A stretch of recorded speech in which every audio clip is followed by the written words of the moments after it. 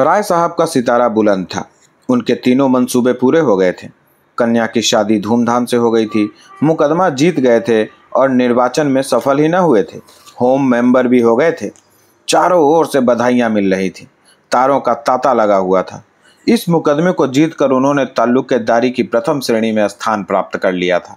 सम्मान तो उनका पहले भी किसी से कम न था, मगर अब तो उसकी जड़ और भी गहरी और मजबूत हो गई थी। सामयिक पत्रों में उनके चित्र और चरित्र दनादन निकल रहे थे।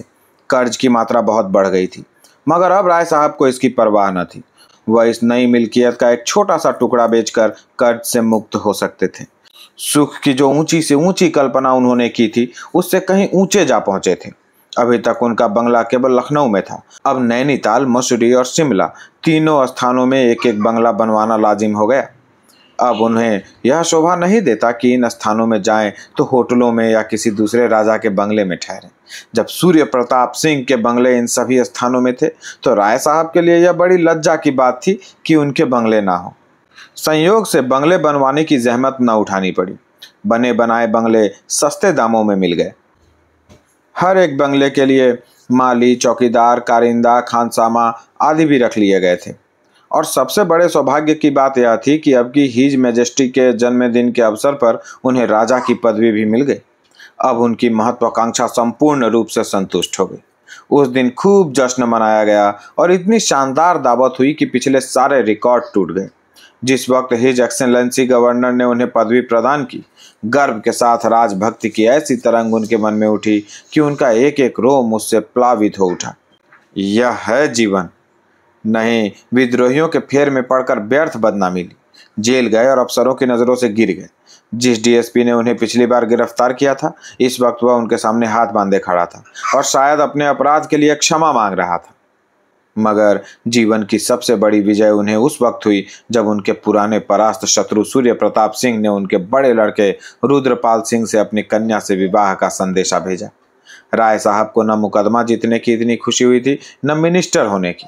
वह सारी बातें कल्पना में आती थी, मगर यह बात तो आशातीत ही नहीं, कल्पनातीत थी। वही सूर्य प्रताप सिंह जो अभी कई महीने तक उन्हें अपने कुत्ते से भी नीचा समझता था, वह आज उनके लड़के से अपनी लड़की का विवाह करना चाहता था। कितनी असंभव बात। रुद्रपाल इस समय एमए में पढ़ता था। बड़ा निर्भीक, पक्का, आदर्शवादी, अपने ऊपर भरोसा रखने वाला, अभिमानी, रसिक और आलसी युवक था, जिसे अपने पिता की यह धन और मान लिप्सा बुरी लगती थी। राय साहब इस समय नैनीताल में थे। यह संदेशा पाकर फूल उठे। यद्यपि वह विवाह के विषय में लड़के पर किसी तरह का दबाव न चाहते थे, पर इसका उन्हें विश्वास था कि वह जो कुछ निश्चय कर लेंगे उसमें रुद्रपाल को कोई आपत्ति न होगी और राजा सूर्य प्रताप सिंह से नाता हो जाना एक ऐसे सौभाग्य की बात थी कि रुद्रपाल का सहमत न होना ख्याल में भी न आ सकता था। उन्होंने तुरंत राजा साहब को बात दे दी और उसी वक्त रुद्रपाल को फोन किया। रुद्रपाल ने जवाब दिया, मुझे स्वीकार नहीं। राय साहब को अपने जीवन में न कभी इतनी निराशा हुई थी, न इतना क्रोध आया था। पूछा, कोई वजह? समय आने पर मालूम हो जाएगा। मैं अभी जानना चाहता हूँ। मैं बतलाना नहीं चाहता। तुम्हें मेरा हुक्म मानना पड़ेगा। जिस बात को मेरी आत्मा स्वीकार नहीं करती, उसे मैं आपके हुक्म से नहीं मान सकता। राय साहब ने बड़ी नम्रता से समझाया, बेटा, तुम आदर्शवाद के पीछे अपने पैरों में कुल्हाड़ी मार रहे हो। यह संबंध समाज में तुम्हारा स्थान कितना ऊंचा कर देगा, कुछ तुमने सोचा है? उसे ईश्वर की प्रेरणा समझो। उस कुल की कोई दरिद्र कन्या भी मुझे मिलती तो मैं अपने भाग्य को सराहता। यह तो राजा सूर्य प्रताप सिंह की कन्या है जो हमारे सिरमौर है। मैं उसे रोज देखता हूँ, तुमने भी देखा होगा। रूप, गुण, शील, स्वभाव में ऐसी युवती मैंने आज तक नहीं देखी। मैं तो 4 दिन का और मेहमान हूँ। तुम्हारे सामने जीवन पड़ा है।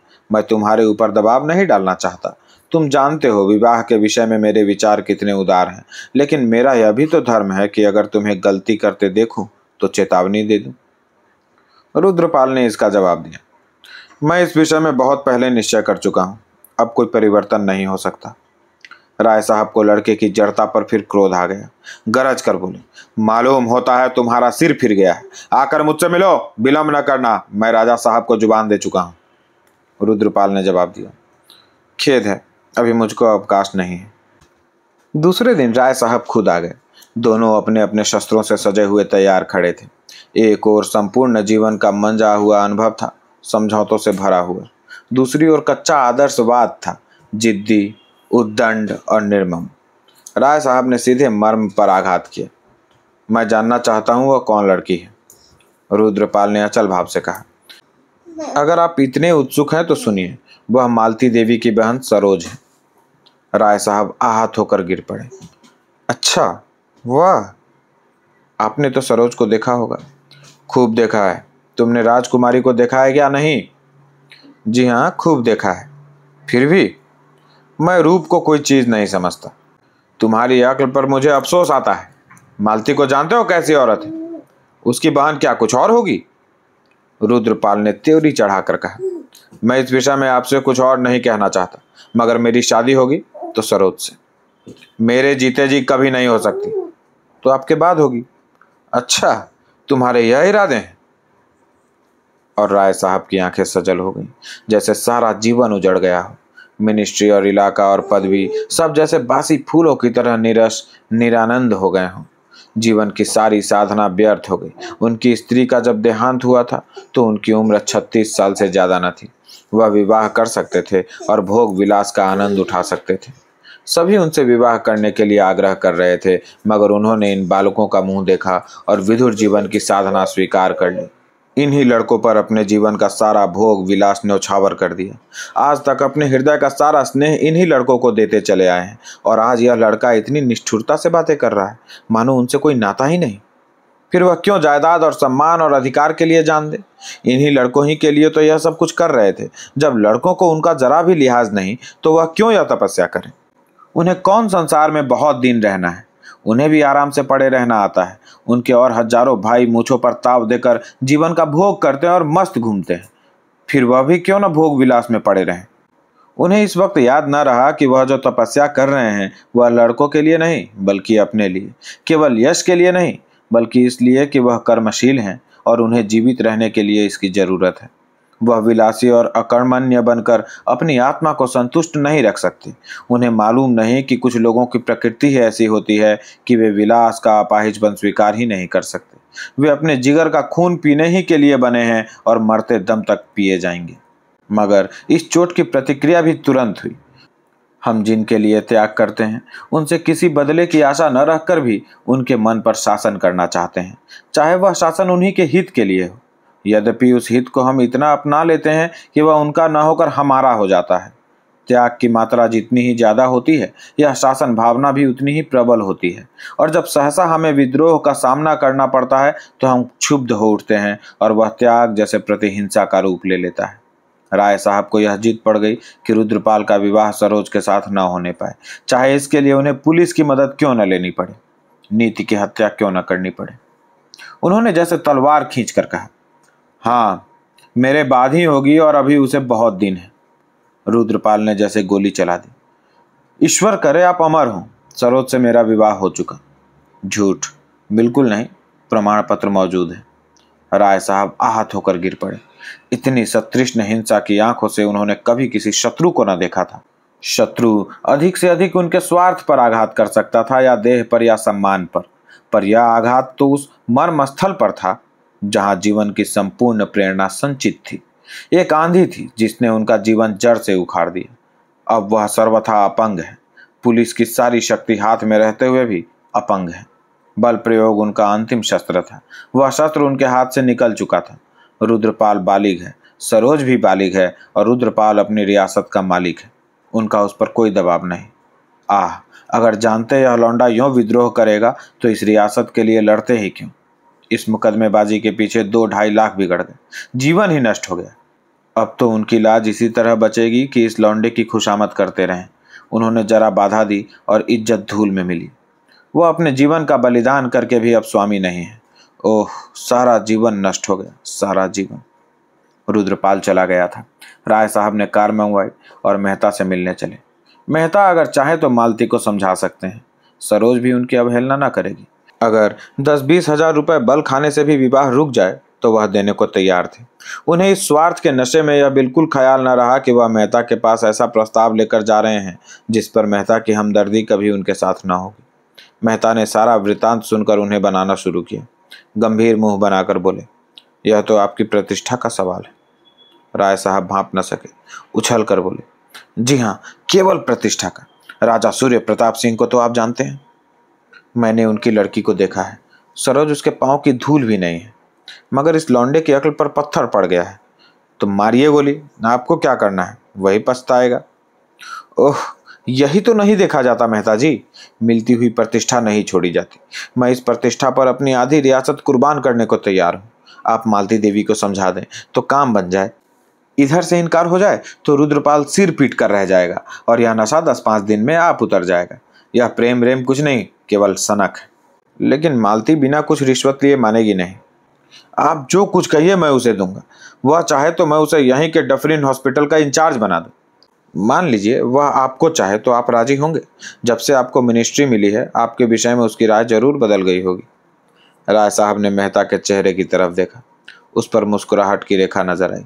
समझ गए। व्यथित स्वर में बोले, आपको भी मुझसे मजाक करने का यही अवसर मिला। मैं आपके पास इसलिए आया था कि मुझे यकीन था कि आप मेरी हालत पर विचार करेंगे, मुझे उचित राय देंगे, और आप मुझे बनाने लगे। जिसके दांत नहीं दुखे वह दांतों का दर्द क्या जाने। मेहता ने गंभीर स्वर में कहा, क्षमा कीजिएगा, आप ऐसा प्रश्न ही लेकर आए कि उस पर गंभीर विचार करना मैं हास्यास्पद समझता हूँ। आप अपनी शादी के जिम्मेदार हो सकते हैं, लड़के के शादी का दायित्व आप क्यों अपने ऊपर लेते हैं, खासकर जब आपका लड़का बालिग है और अपना नफा नुकसान समझता है। कम से कम मैं तो शादी जैसे महत्व के मामले में प्रतिष्ठा का कोई स्थान नहीं समझता। प्रतिष्ठा धन से होती तो राजा साहब उस नंगे बाबा के सामने घंटों गुलामों की तरह हाथ बांधे खड़े न रहते। मालूम नहीं कहाँ तक सही है, पर राजा साहब अपने इलाके के दरोगा तक को सलाम करते हैं। इसे आप प्रतिष्ठा कहते हैं? लखनऊ में आप किसी दुकानदार, किसी अहलकार, किसी राहगीर से पूछिए, उनका नाम सुनकर गालियां ही देगा। इसी को आप प्रतिष्ठा कहते हैं? जाकर आराम से बैठिए, सरोज से अच्छी वधू आपको बड़ी मुश्किल से मिलेगी। राय साहब ने आपत्ति के भाव से कहा, बहन तो मालती ही की है। मेहता ने गर्म होकर कहा, मालती की बहन होना क्या अपमान की बात है? मालती को आपने जाना नहीं और न जानने की परवाह की। मैंने भी यही समझा था, लेकिन अब मालूम हुआ कि वह आग में पड़कर चमकने वाली सच्ची धातु है। वह उन वीरों में है जो अवसर पड़ने पर अपने जौहर दिखाते हैं, तलवार घुमाते नहीं चलते। आपको मालूम है खन्ना की आजकल क्या दशा है? राय साहब ने सहानुभूति के भाव से सिर हिलाकर कहा, सुन चुका हूँ और बार बार इच्छा हुई कि उनसे मिलूं, लेकिन फुर्सत न मिली। उस मिल में आग लगना उनके सर्वनाश का कारण हो गया। जी हाँ, अब वह एक तरह से दोस्तों की दया पर अपना निर्वाह करते हैं। उस पर गोविंदी महीनों से बीमार है। उसने खन्ना पर अपने को बलिदान कर दिया, उस पशु पर जिसने हमेशा उसे जलाया। अब वह मर रही है और मालती रात दिन उसके सिराहने बैठी रहती है। वह मालती जो किसी राजा रईस से 500 फीस पाकर भी रात भर न बैठेगी। खन्ना के छोटे बच्चों को पालने का भार भी मालती पर है। यह मातृत्व तो उसमें कहाँ सोया था मालूम नहीं। मुझे तो मालती का यह स्वरूप देखकर अपने भीतर श्रद्धा का अनुभव होने लगा। हालांकि आप जानते हैं मैं घोर जड़वादी हूँ और भीतर के परिष्कार के साथ उसकी छवि में भी देवत्व की झलक आने लगी है। मानवता इतनी बहुरंगी और इतनी समर्थ है, इसका मुझे प्रत्यक्ष अनुभव हो रहा है। आप उनसे मिलना चाहें तो चलिए, इसी बहाने मैं भी चला चलूंगा। राय साहब ने संदिग्ध भाव से कहा, जब आप ही मेरे दर्द को नहीं समझ सकते तो मालती देवी क्या समझेंगी? मुफ्त में शर्मिंदगी होगी। मगर आपको पास जाने के लिए किसी बहाने की जरूरत क्यों? मैं तो समझता था आपने उनके ऊपर अपना जादू डाल दिया है। मेहता ने हसरत भरी मुस्कुराहट के साथ जवाब दिया, वह बातें अब स्वप्न हो गई। अब तो कभी उनके दर्शन भी नहीं होते। उन्हें अब फुर्सत भी नहीं रहती। 2-4 बार गया, मगर मुझे मालूम हुआ मुझसे मिलकर वह खुश नहीं हुई। तब से जाते झेपता हूँ। हाँ, खूब याद आया, आज महिला व्यायामशाला का जलसा है, आप चलेंगे? राय साहब ने बेदिली के साथ कहा, जी नहीं, मुझे फुर्सत नहीं। मुझे तो यह चिंता सवार है कि राजा साहब को क्या जवाब दूंगा।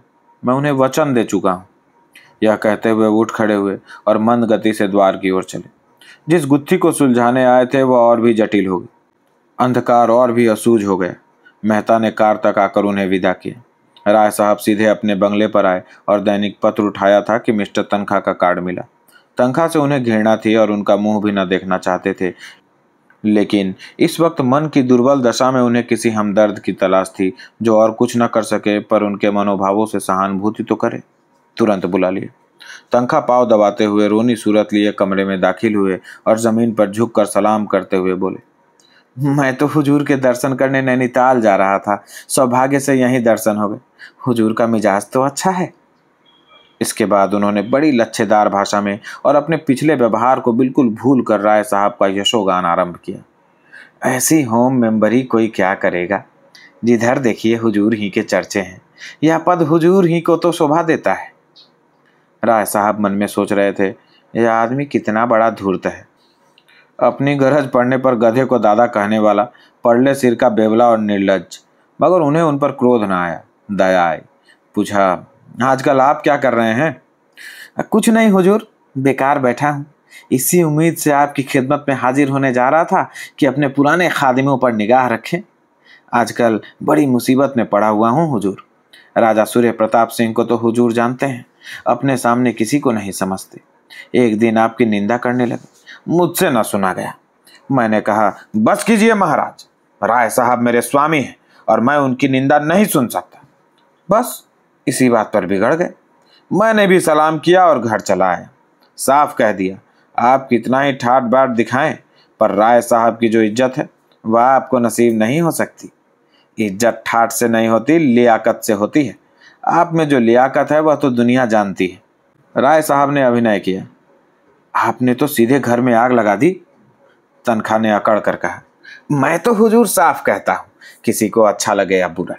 जब हुजूर के कदमों को पकड़े हुए हूं तो किसी से क्यों डरूं? हुजूर के तो नाम से जलते हैं। जब देखिए हुजूर की बदगुई। जब से आप मिनिस्टर हुए हैं उनकी छाती पर सांप लौट रहा है। मेरी सारी की सारी मजदूरी साफ डकार गए। देना तो जानते ही नहीं हुजूर। असामियों पर इतने अत्याचार करते हैं कि कुछ न पूछिए, किसी की आबरू सलामत नहीं। दिन दहाड़े औरतों को कार की आवाज आई और राजा सूर्य प्रताप सिंह उतरे। राय साहब ने कमरे से निकलकर उनका स्वागत किया और सम्मान के बोझ से न थोकर बोले, मैं तो आपकी सेवा में आने ही वाला था। यह पहला अवसर था कि राजा सूर्य प्रताप सिंह ने इस घर को अपने चरणों से पवित्र किया। यह सौभाग्य। मिस्टर तनखा भीगी बिल्ली बने बैठे थे। राजा साहब यहाँ? क्या इधर इन दोनों महोदयों में दोस्ती हो गई है?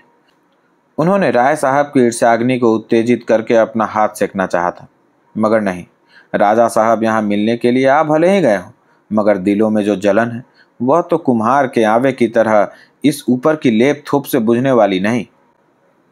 राजा साहब ने सिगार जलाते हुए तनखा की ओर कठोर आंखों से देखकर कहा, तुमने तो सूरत ही नहीं दिखाई मिस्टर तनखा। मुझसे उस दावत के सारे रुपए वसूल कर लिए और होटल वालों को एक पाई न दी। वह मेरा सिर खा रहे हैं। मैं इसे विश्वासघात समझता हूँ। मैं चाहूँ तो अभी तुम्हें पुलिस में दे सकता हूँ। यह कहते हुए उन्होंने राय साहब को संबोधित करके कहा, ऐसा बेईमान आदमी मैंने नहीं देखा राय साहब।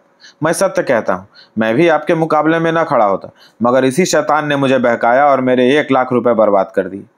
बंगला खरीद लिया साहब, कार रख ली, एक वैश्या से अशनाई भी कर रखी है, पूरे रईस बन गए और अब दगाबाजी शुरू की है। रईसों की शान निभाने के लिए रियासत चाहिए। आपकी रियासत अपने दोस्तों की आंखों में धूल झोंकना है। राय साहब ने तनखा की ओर तिरस्कार की आंखों से देखा और बोले, आप चुप क्यों हैं मिस्टर तनखा? कुछ जवाब दीजिए। राजा साहब ने तो आपका सारा मेहनताना दबा लिया था। है इसका कोई जवाब आपके पास? अब कृपया करके यहाँ से चले जाइए और खबरदार फिर अपनी सूरत ना दिखाइएगा।